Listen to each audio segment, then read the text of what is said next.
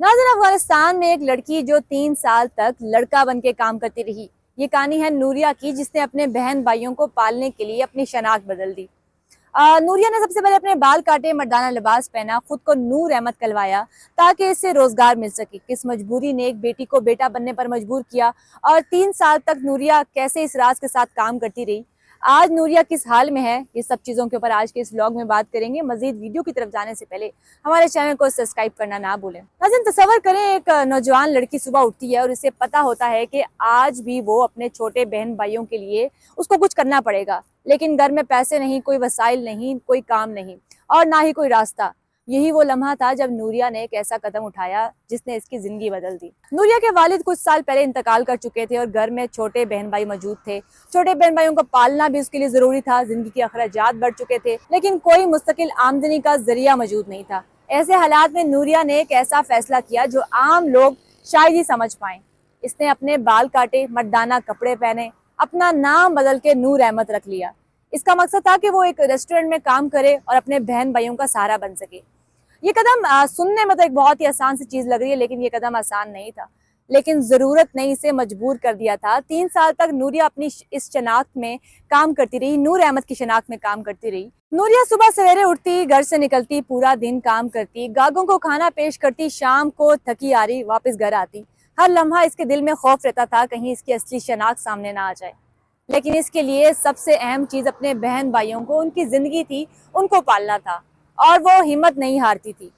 नाज़रीन, ये कहानी सिर्फ नूरिया की नहीं, अफगानिस्तान के उन हालात की अक्कासी करती है ये सारी कहानी जहाँ पाबंदियाँ, माशी बदहाली और ख्वातीन पर आए सख्तियों ने जिंदगी को इंतहाई मुश्किल बना दिया है। अफगानिस्तान में आज औरतों के लिए तालीम, रोजगार और खुद मुख्तार जिंदगी एक ख्वाब बनती जा रही है। और इन्हीं हालात ने ख्वातीन को इस हद तक मजबूर कर दिया कि उनको अपनी शनाख्त छुपा कर रोजगार के मौके तलाश करने पड़ते हैं। अब इस सब चीज के बीच में देखना यह है कि नूरिया तो सामने आ गई और पकड़ी गई, इसकी कहानी दुनिया ने सुन ली, लेकिन सवाल ये है, ऐसी कितनी लड़कियां आज भी घरों में खामोश बैठी हैं जिनके पास ना बाहर निकलने का रास्ता है, ना कोई आवाज उठाने का मौका। ये वो ख्वातीन है जो माशी मजबूरी, समाजी दबाव और खौफ के साए में जिंदगी जी रही हैं, मगर अपनी पहचान के साथ जीने की इजाजत नहीं रखती।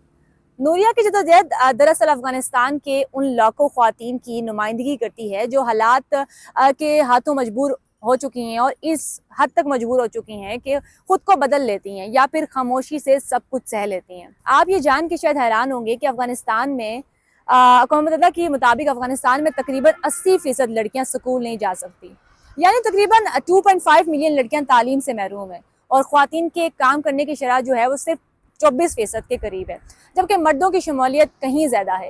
ये दादो शुमार सिर्फ दादो शुमार नहीं है, बल्कि लाखों हकीकी जिंदगियों की कहानी है। जब किसी जगह तालीम और काम के मौके कम हो जाएं तो लोग गैर मामूली तरीके तलाश करने पर मजबूर हो जाते हैं। नूरिया ने भी कुछ ऐसा ही किया। आप सोच रहे होंगे कि वो 3 साल तक कैसे इस शनाख्त के साथ जिंदगी गुजारती रही।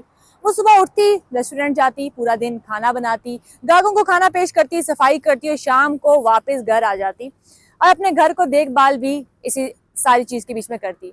और ये सब कुछ ऐसे माहौल में जहाँ ख्वातीन के लिए काम करना खुद एक बहुत बड़ा चैलेंज था। फिर इस सब चीज के बाद एक दिन वो लम्हा आ गया जिससे वो हमेशा डरती थी। इसकी असली शनाख्त सामने आ गई और तालिबान हकाम ने इसे हिरासत में ले लिया। इसकी गिरफ्तारी की वीडियो सोशल मीडिया पे वायरल हुई और नूरिया ने खुद अपने फैसले की वजूहात बयान की, अपनी सारी चीजें बताई। इसने कहा कि ये सब कुछ इसने अपने बहन भाइयों की मदद के लिए किया क्योंकि इसके पास कोई और रास्ता नहीं था। रिपोर्ट्स के मुताबिक ये चीज सामने है कि इस वक्त मालूमात सिर्फ गिरफ्तारी और पूछताछ की जो है वही चीजें चल रही हैं, इसके अलावा अभी कोई ऐसी चीज सामने नहीं आई। लेकिन दुनिया भर में लोग इस कहानी को पर रद्द-ए-अमल दे रहे हैं। बहुत से लोगों ने इसे हिम्मत और कुर्बानी की मिसाल का, जबकि कुछ ने एक ऐसा अफसोसनाक सूरत हाल करार दिया। लेकिन हकीकत ये है कि ये कहानी हमें सोचने पर मजबूर करती है कि माशी दबाव और पाबंदियां इंसान को किस हद तक मजबूर कर देती हैं। अफगानिस्तान में ख्वातीन सिर्फ एक ख़ानदान का सहारा नहीं बन रही, बल्कि अपनी तालीम, काम और आज़ादी के लिए भी जदोजहद कर रही हैं, जदोजहद करती हुई दिखाई देती हैं। यहाँ तालीम हो गया, रोज़गार, माली वसाइल की कमी ख्वातीन की ज़िंदगी को बहुत बुरी तरीके से मुतासिर कर रही है। लेकिन इस सब के बावजूद बहुत सी ख्वातीन छोटे छोटे इकदाम से अपने ख़ानदान, अपने माशरे के लिए मस्बत तब्दीलियाँ लाने की कोशिशें करती रहती हैं, ला रही हैं, कोशिशों में लगी हैं। यहाँ एक और हकीकत ये भी है कि अफगानिस्तान में ख्वातीन के पास ज़्यादा माली वसाइल ही नहीं है। सिर्फ 6.7% ख्वातीन के पास बैंक अकाउंट्स हैं। या वो माली खिदमात इस्तेमाल कर सकती हैं। सनफी अदम मसावत तकरीबन 76% है, यानी ख्वातीन को मर्दों के मुकाबले में बहुत कम हकूक और मौके मिलते हैं। ये ज़्यादा शुमार बताते हैं कि नूरिया जैसे लोग क्यों इतने मुश्किल फैसले करते हैं। जब हालात इंतहाई मुश्किल हों तो इंसान गैर मामूली कदम उठाने पर मजबूर हो जाता है। और ये सिर्फ नूरिया की कहानी नहीं बल्कि लाखों अफगान ख्वातीन की कहानी है जो रोजाना इस तरह की मुश्किलात का सामना करती हैं। वो छोटे छोटे काम करती हैं, अपने खानदानों को संभालने की कोशिशें कर रही हैं, लेकिन बहुत कम लोगों को ये हकाइक मालूम होते हैं। आप सोच रहे होंगे अगर ये आपके खानदान में होता तो आप क्या करते।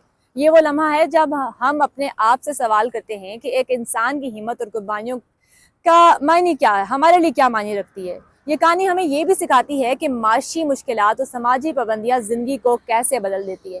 दुनिया भर में ख्वातीन तालीम और काम के मौके के लिए जद्दोजहद कर रही हैं। कई हालात अब बेहतर हो रहे हैं, कई मुश्किलात ज़्यादा हैं, लेकिन एक बात वाज़िह है कि तालीम और ख़ुद मुख्तारी हर इंसान के लिए ज़रूरी है। हर इंसान को इसका हक जो है वो मिलना चाहिए। अगर आप चाहते हैं कि हम ऐसे ही चीज़ें जो हैं, ऐसे ही स्टोरीज आपके सामने लाते रहें, तो हमारे चैनल को सब्सक्राइब करना ना भूलें। आपके कमेंट्स जो हैं वो भी हमारे लिए बहुत ज़्यादा इंपॉर्टेंट है। नूरिया की जद्दोजहद और अफगानिस्तान में ख्वातीन के चैलेंजेस के बारे में आप क्या सोचते हैं, इस सारी चीज़ के ऊपर अपनी राय जो है वो ज़रूर दें। आपकी राय हमारे लिए बहुत इंपॉर्टेंट है। मिलते हैं किसी अगले व्लॉग में किसी नए मौजू के साथ। अल्लाह हाफ़िज़।